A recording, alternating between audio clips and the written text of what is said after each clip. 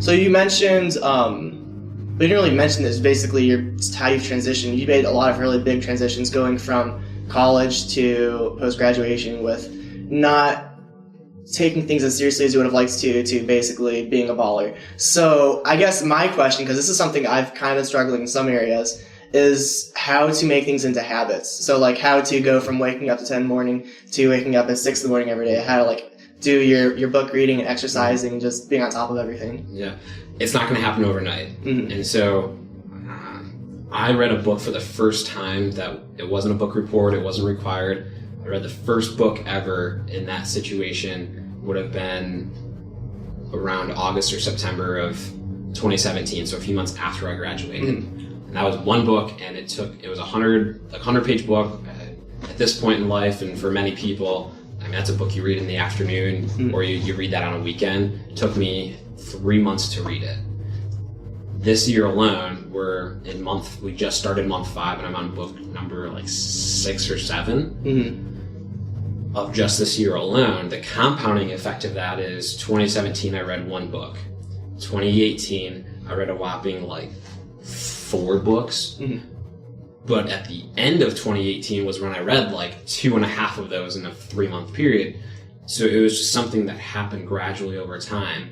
I didn't graduate and Monday morning after graduation read 100 pages in a book and climb Mount Everest. But, when it comes to like reading, it took me a while and it didn't happen right away. So there's not going to be, in anything worthwhile in life, there's not going to be immediate gratification mm-hmm. or immediate results. And so getting up in the morning and running a half marathon, you're not going to be able to do that right away or overnight. And those habits are something that, to this day, I read maybe 5 days a week. There might be a day throughout the week where I just can't do it before I go to bed. But then on a Saturday, today, for example, is a Saturday, and I had a half hour before an event that I went to. Mm-hmm. I said I could sit here and watch YouTube videos, or I can read a book for 30 minutes. So I picked up the book and read it. And then I'm going to read some more tonight. And so that's not something that's super impressive, but in a year, when I'm reading 30 pages of a book a day as opposed to 7 or 8 on average, it's going to eventually help me out. Getting up early. One of my mentors, his name's Ed Milet. He has a really good podcast. Never met the guy, but he's a huge mentor to me. He has a podcast about his morning routine and his evening routine. His morning routine is he gets up at about 4:30 in the morning every day. Now, granted, he has a pretty successful life at this point. He's about 50. His backyard is the Pacific Ocean. Nice. So I know for a fact if my backyard was the Pacific Ocean and I'm living in California, I'd probably be getting up at 4:30 every day feeling refreshed. But for a majority of his life, he was homeless. The water was turned off in his apartment because he was so poor. He had to build those habits to where he's at now. But if you're waking up at 10 a.m. every day, get up at 9:45 for the next week. You're not going to miss those 15 minutes. It can be tough every here and there, but wake up 15 minutes earlier. Do that for 2 weeks maybe, and then get up at 9:30, then 9:15. And now it's to the point where my Saturdays, I'm getting up at 6 a.m. still. And Sundays are my sleep-in day, and that's 7 a.m. Oh, wow.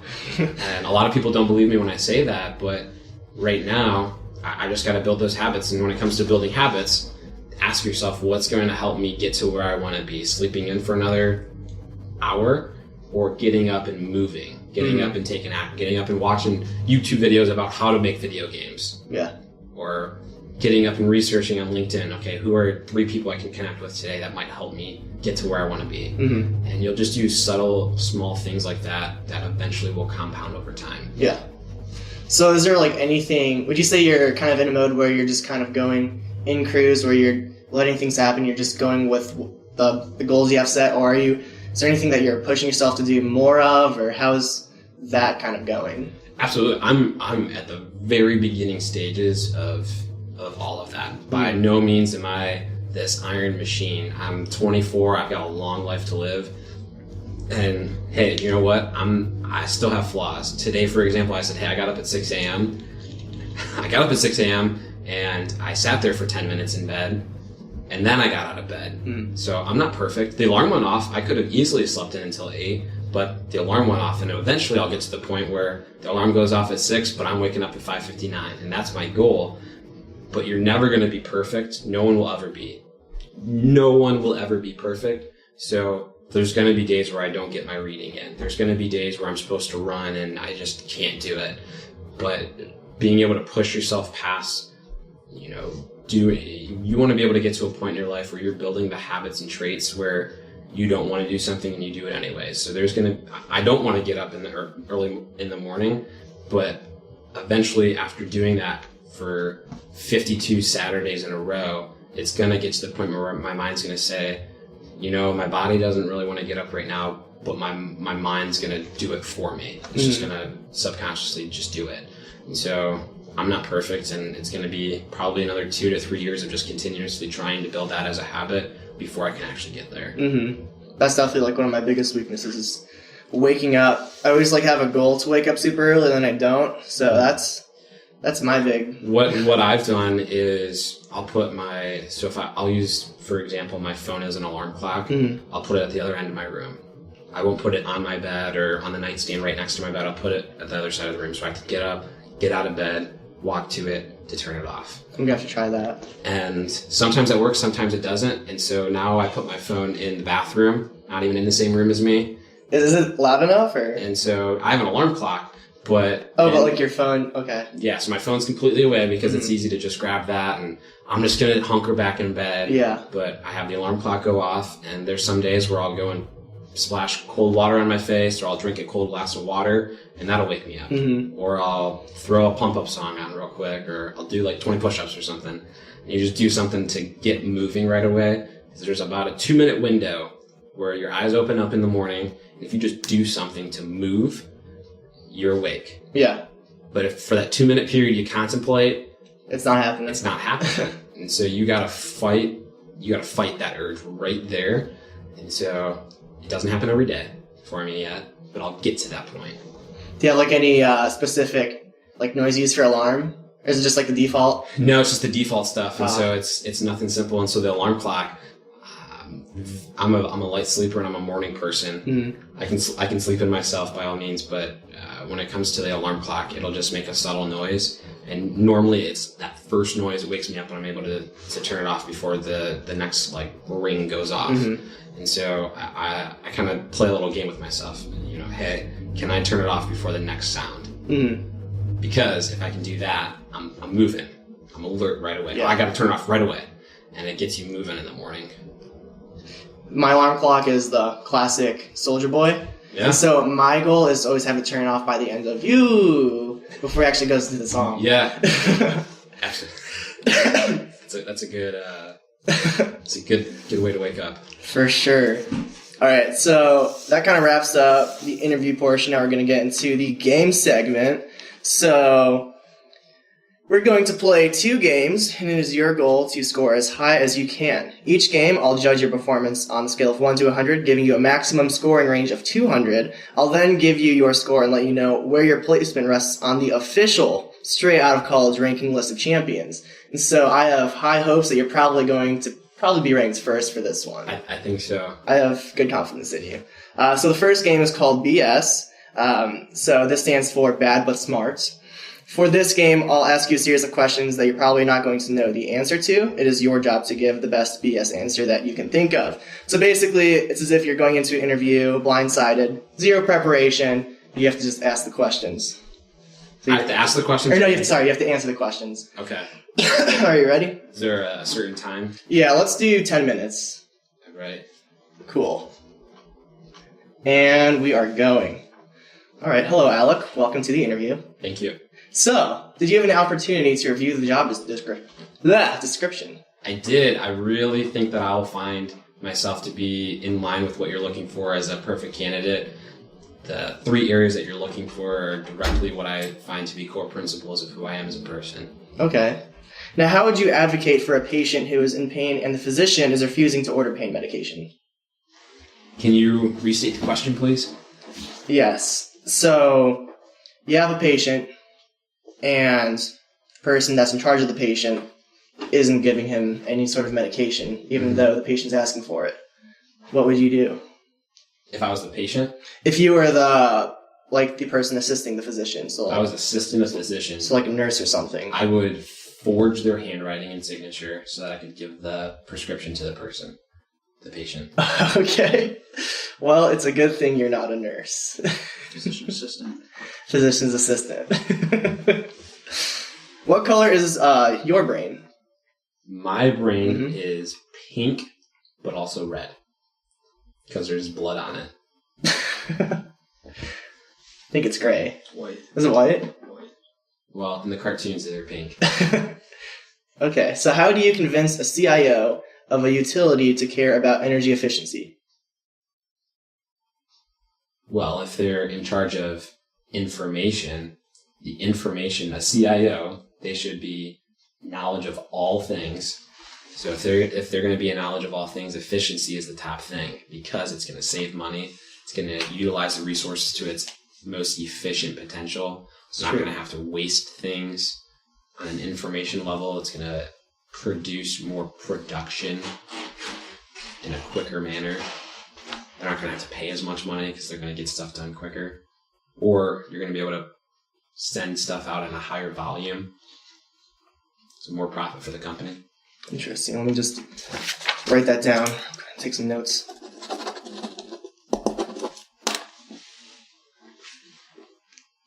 As a graphic designer, what can you offer us? As a graphic designer, I know exactly what you're looking for. Your brand needs to be seen by every person in the world. I, as a graphic designer, will be able to clearly illustrate what your philosophy of business is.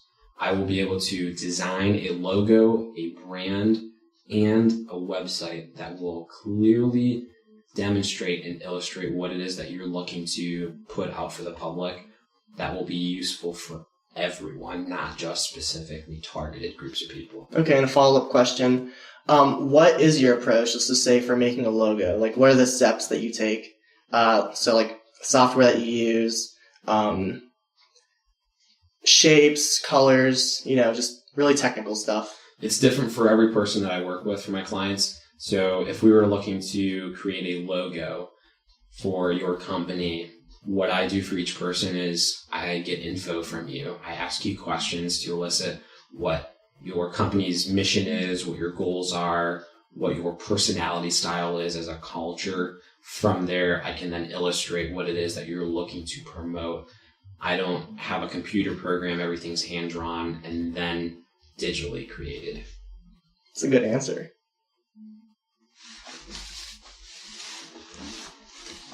So, how do textures work? Well, textures are something that you touch. And so a texture is something that is created and then is something that you can feel. All right. Please tell us the steps of laparoscopic cholecystectomy. I can't even pronounce it. Yeah, I am. The steps for laparoscopic cholecystectomy from the patient who is prepped and draped. Mr. Patient, what we're going to do today is that. The first thing we're going to do is we're going to numb and prepare you. It is required that you must be numbed in your feet. You're going to be numbed in your feet because that is the most sensitive area of your body, so it'll be quickest to numb. From there, we're going to use a probe that has a camera on it, and we're going to put it in a part of your body that will not normally be comfortable to have a camera in. Mm-hmm. That is why we are numbing you. From there, we're going to inspect the inside of your body to make sure that you're healthy. That will take approximately 2 minutes and 37 seconds. You won't feel anything during that time. From there, we will remove the camera and examine the results. Could you go more in-depth in the numbing process? Yeah, so we will use a shot.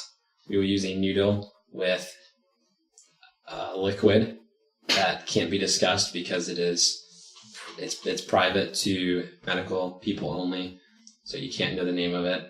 We're going to put it in your feet so that it numbs the your whole body. All right. Yeah, I don't know half these answers either, just for the heads up. I know all of them. Do you? I've noticed. You've answered everyone correctly so far. You're doing a great job. What's the best unbiased estimator for a series of random variables? The number 7. That's incorrect. Sorry. That's a variable in your opinion, though. That's your bias. In my opinion. Touche. You asked me for an unbiased opinion. Touche, Alec Falkenburg. Touche. So, how much time do we got for this last?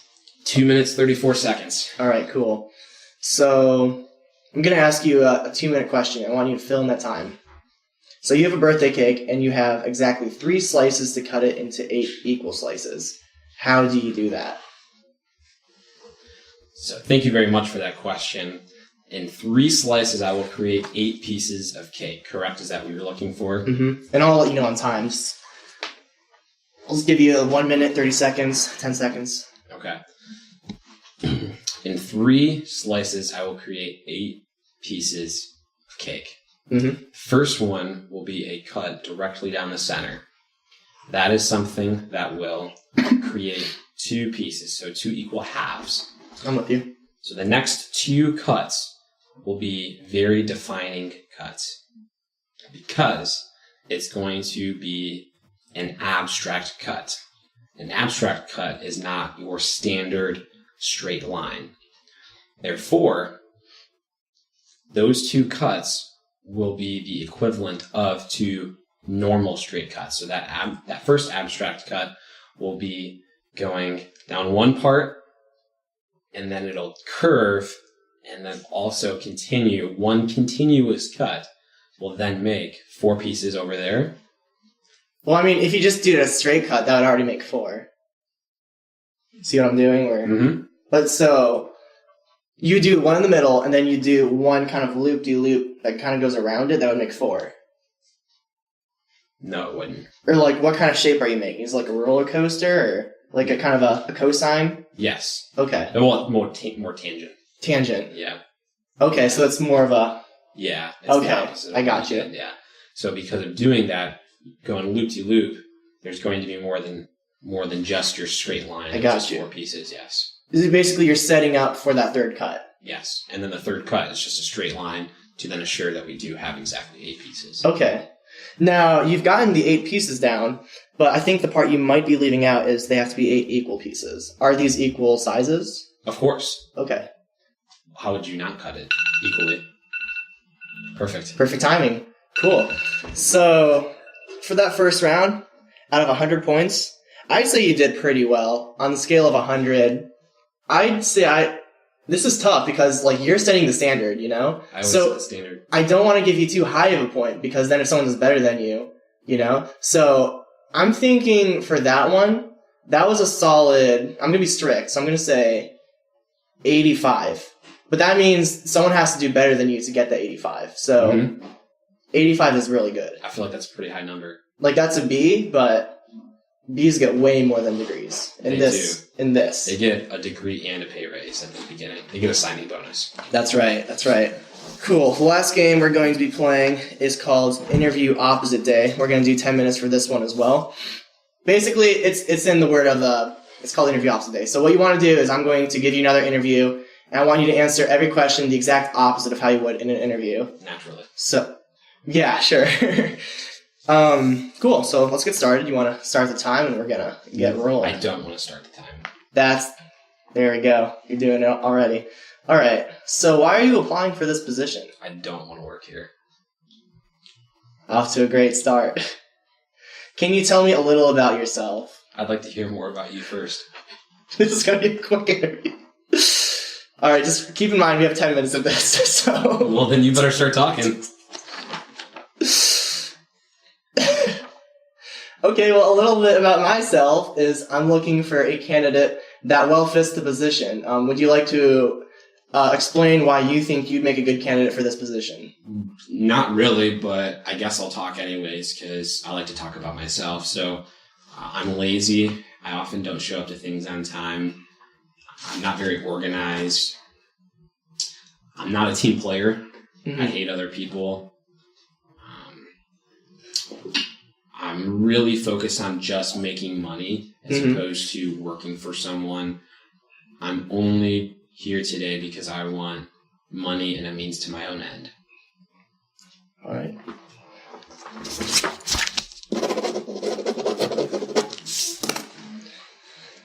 So, what do you know about this company? This is an engineering firm, right? Yeah, that's correct. Oh, well. Well, you guys it's just engineering. You guys make cars, right? For this firm, that's correct. Oh, well, it said on the door, it said science, so I figured you guys were I don't know, just building buildings or something. I don't know. We actually create mobile homes, so mobile homes. You're close. Well, yeah, I don't know. You guys play the lottery or something while you're here? We do have monthly lottery challenges. Okay. We have a very friendly workplace environment here. So you guys you're all nerds, right? Because you're scientists? Oh, for sure. I mean, we like to see ourselves as nerds that like to have fun. Yeah. Well, I never knew nerds had fun. So what's your dream job? Just going to a deserted island and just being alone because I don't really like people.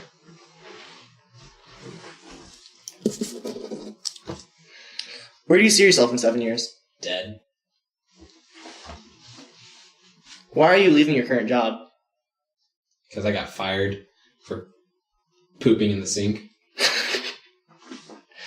I know someone that did that. So what do you do outside of work? I gamble. It's not a bad thing to do. What do you gamble in? Stock market? No, I gamble on people's lives. Do you want to expand on that? Well, do you want to keep living for the next 2 weeks?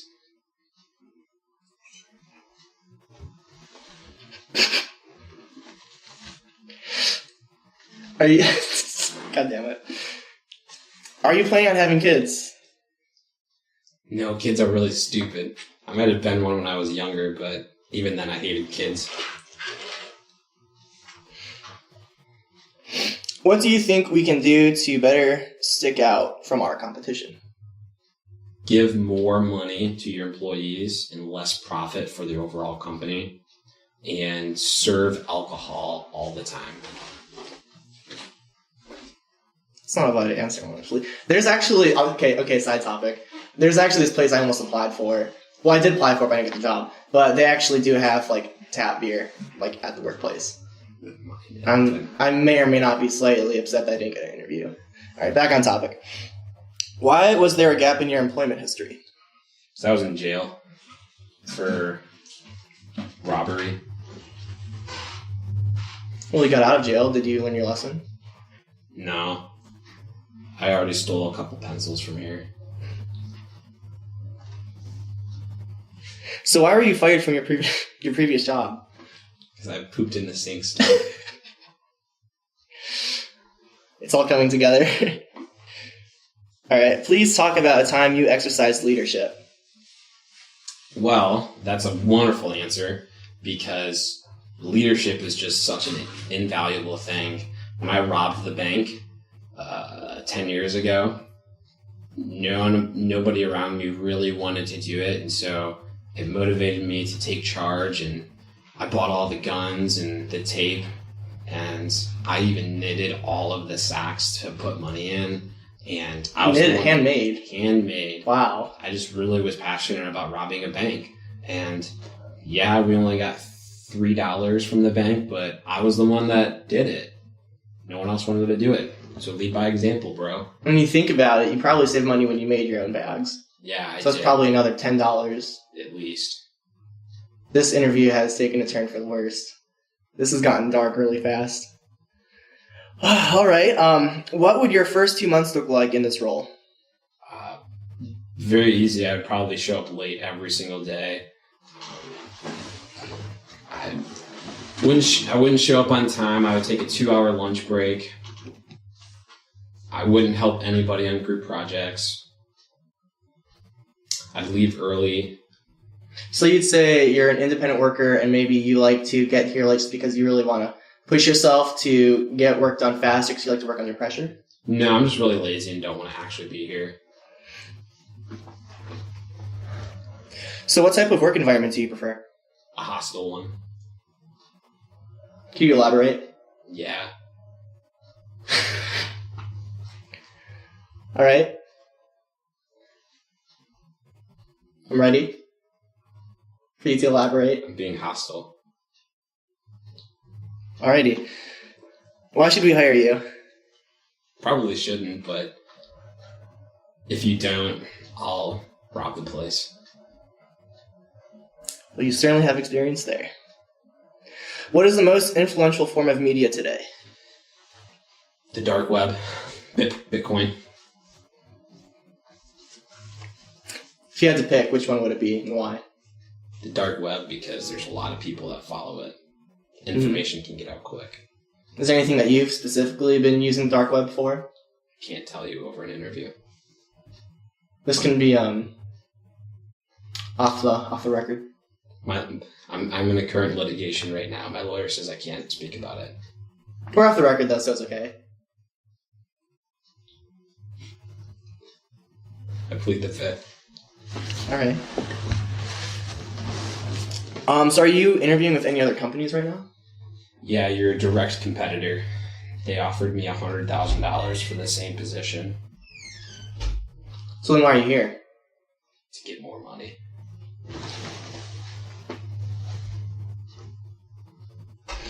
All right. Well, what are some qualities that college has taught you?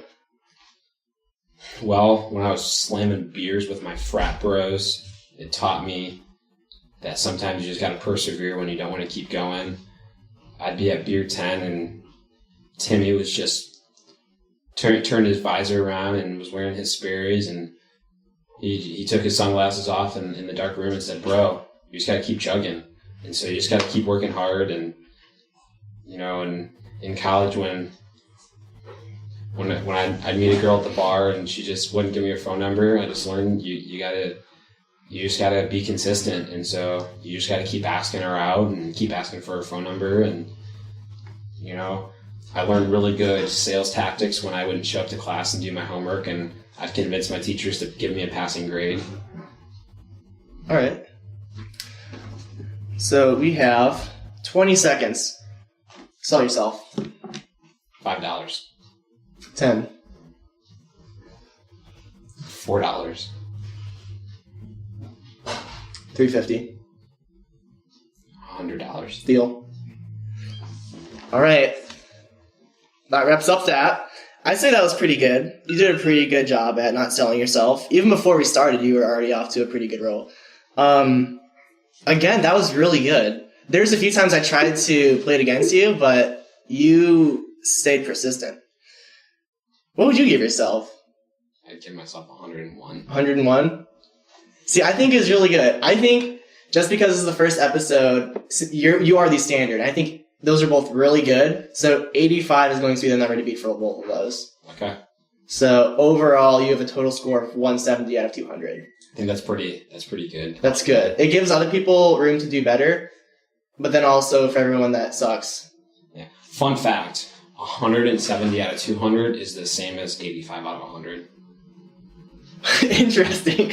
Wow. All right. So that's just about all we have for today. Alec, it has been a pleasure interviewing you. Thank you very much. I'm back to normal. I'm not on the opposite anymore. We're no longer doing opposite. We're real now. So before we let you go, is there anything you'd like to say? Any words of advice? Or is there anything you would like to promote? Yeah, the last piece of advice that I would tell to people is you got to know that you're not alone. That right out of college time frame, everyone is feeling the same thing, but they're not willing to admit it. And so be vulnerable during that time period and know that that's your chance for most growth. You're going to learn about yourself. It's when you're most uncertain about life. Everything up to that point has been very institutionalized. You show up to school and all of a sudden everything you've ever known is completely flipped upside down. And so utilize your resources, whether that's social media, your friends around you, your peers, mentors, whatever that might be. It's so critical to have a group where you're welcomed and a group that's there to support you and uplift you. And promotion-wise, I don't have anything to promote. I'm very passionate about what it is that I do for a career. And so if you want to learn about money and all that, you're more than happy to talk to me. I'm not going to give some 30-second sales pitch because it's not for everybody, but I know for a fact that you have financial goals of certain levels, whether it's to buy a new car, or for me it's to one day buy a helicopter, or maybe you just want to be able to go on vacations every year. I help people do all of that. Cool. Awesome. Thank you for joining us on Straight Out of College podcast.